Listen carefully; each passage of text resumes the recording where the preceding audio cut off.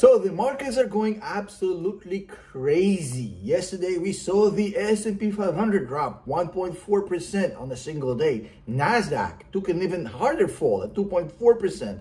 And the holiest of the holiest, the IWM, the small caps, fell 3.2%. A lot of people are anxious, a lot of new investors are nervous, and it is a significant drop. But as an experienced investor, you always have to zoom out, and not for too long. Just zoom out for the past 30 days. If you look at the past 30 days, this is what we're seeing. The S&P 500 is down a little bit, 1%. The Nasdaq is down a lot, almost 5%. And the IWM is up 7.3%. So that is interesting. So on the 30-day chart, what we're seeing is that the small caps are up by a lot, almost 7.5%. S&P 500 is flat, and the Nasdaq is down by a lot. Interesting. So what we have right now, so far for the past 30 days, despite what happened yesterday, is the rotation. The rotation out of tech into small caps for the various reasons we discussed here in the channels many times, but the main one being lowering of interest rates gives a lot of benefit for small cap stocks because of debt structure, because of the amount of leverage they have, and because how DCF valuations work with a lower interest rate. Now, the rotation may or may not play out like Tom Lee predicts. If you recall my previous videos, I've showed you how Tom Lee says that he thinks that small caps, the IWM, is going to run up 40% by the end of the year. Now that is very ambitious. If it actually happens, it's going to make a lot of people very wealthy. But it may or may not happen. Nobody knows. Nobody has a crystal ball one way or the other. Some people think it may, some people think it may not. Now, what I saw yesterday was very amusing because there's a lot of people who are angry at Tom Lee, who think that he's wrong and have taken the other side of this position, and that's fine. I completely accept that. But celebrating that the rotation is a bad idea, and I told you so, and so forth, because of one bad day or even a couple of bad days, and to go ahead and claim that the rotation is not happening, it's kind of cringe, to be honest, because nothing in a 2 or 3 or a 4-day trading cycle is an indicator one way or the other about where this rotation is headed. So first of all, relax. One or a couple of bad days really don't mean nothing. Now, in August, I just want to make sure you understand this. The experienced investors, we know this. Some of you new investors, you just don't understand, but it's important that you guys do understand this. August is a seasonally weaker month in the stock market. It's always been so.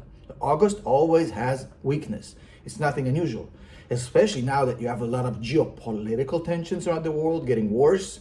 You have Middle East flaring up again, and you have signs of rising unemployment in the US. So a lot of this is basically feeding into the fear that the Fed, once it actually decides to cut rates in September, might be too late. And the cut might happen once the economy has already went past the breaking point. And that's not good because data shows that whenever the Fed cut rates too late, that didn't end up in a party for everybody like we're hoping to. And the market didn't bounce to the moon. So if indeed we're headed for a recession, then the rate cut in September may not help and may not be enough. We talked about it in the video I posted 3 or 4 days ago, where I titled it, "It's all over," or "The recession is starting," or "The crash is starting." I don't know, whatever clickbait that was. Sue me. I clickbait for views, and that's fine. I want you guys to listen to the message. I don't care about the package. If you got a problem with that, you got a problem with that. It's your problem, not mine. But in that video, I've showed you and I've explained to you, hey, there are risks in this market. The S&P 500 has a lot of warning signs flaring up right now that you need to be aware of, even as a bull. And people are angry. "Oh, Tom, you used to be so bullish. What happened? You flipped." No, I don't flip. I show you everything I see, and I call it like I see it. And I'm not one to ignore bearish signs because I have a bullish position. That would be asinine. And I'd like to think that I'm not asinine. Now, the reality is that nobody knows. Nobody knows. We don't know. We don't have a crystal ball. We don't have a DeLorean. We don't know. The market can go in either direction. We currently have indicators in either way. We have the interest rates coming down, which is good for small caps. And we have a lot of problems with the market as far as macro. Now, watch my video. In that video, that's 4 days old now and aged quite nicely, I explained the market can really crash. It can happen. And you got to prepare and mitigate the risk and prepare the portfolio. Now, accepting that the markets can go bad is the first stage to becoming a really, really good investor, especially if you're bullish on the market. What do you do if the markets end up going down despite you being bullish for the past 3, 4, 5 months? So if the markets drop in a period when you were bullish, what do? Option A, you panic sell and run for the hills. That's what most idiots are going to do. Option number 2, you understand that as long as you picked good companies that will be dominant for the next 10 years, 15 years, and you picked winners, that selling doesn't make any sense. And by the end of this video, I'll show you with numbers, with data, this point. Selling a good company that's going to be around in 10 years and going to dominate is not a good idea, even if the market is red. What actually happens when you have bad macro and the market starts crashing, that creates an opportunity for you to increase the pace of your dollar cost averaging into your best stocks, basically adding at cheaper prices. So while the average normal retail investor is going to panic in this time, if it happens, the markets drop, they panic. My students are trained like freaking Navy SEALs to auto-respond to this by profiting, by reducing their cost base through double down DCA when the market is red, and increasing a cheaper cost basis on the expense of the idiots who panic sell. Now, the bottom line here is very simple, folks. The rotation started and it cannot be stopped. The train has left the station. The only thing that can derail this recession, because we understand we're going to get rate cuts in September, rate cuts are coming. The only thing that can stop the rotation from the NASDAQ into the IWM is if we have a recession. If we have a recession, the small caps are going to be absolutely horrendous. If that happens, and that is a real risk, the rotation isn't going to happen. So what's going to determine the next 6 months in the market is just macro. Macro is going to determine everything. If we hit a recession in the next 5 months, then there's no rotation. If we don't hit a recession, the rotation is guaranteed. So the whole IWM trade or investment, whatever you want to call it, is basically betting on what happens with macro, because the rate cuts are coming, and if there's no recession, it's going to send IWM to the moon. And if there is a recession, then it's not going to help, and these stocks are going to be absolutely in the toilet. Now, you have to understand something. As a seasoned, experienced investor, you have to understand that markets fluctuate all the freaking time. Crashes happen all the freaking time. In 2008, we saw the market crash. In 2000, we saw the market crash. We even had a mini COVID crash. 2022 was a bad year. Look, 2008, the NASDAQ dropped like crazy. The S&P 500 dropped like crazy. The S&P 500 lost 55% on the 2008 crash. In the dot-com bubble crashed another 50% on the S&P 500. Even 2022, which was a bad year, that's, that giving you a 20% loss just on the S&P 500, not talking about individual stocks.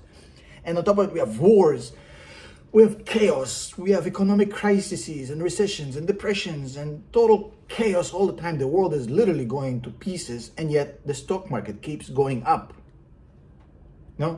It's hard to keep investing when there's blood on the streets, but the best investors understand that the best time to buy is when there's blood on the streets, even if that blood is partially yours. Think about it this way. If you look at a guy who started investing in 1999, and all this guy did is just buy $100 every single month, no matter what. Now, by 5 years, that guy would be up 30%. We're talking about 2004. After all the crisis of the dot-com crash, he would still be up 30% after 5 years. That's not bad given the crash that happened. If the same guy would have sold off once the index dropped 10% below the 52-week high and just bought back in when the index jumped back up, that guy would be down 11% after 5 years.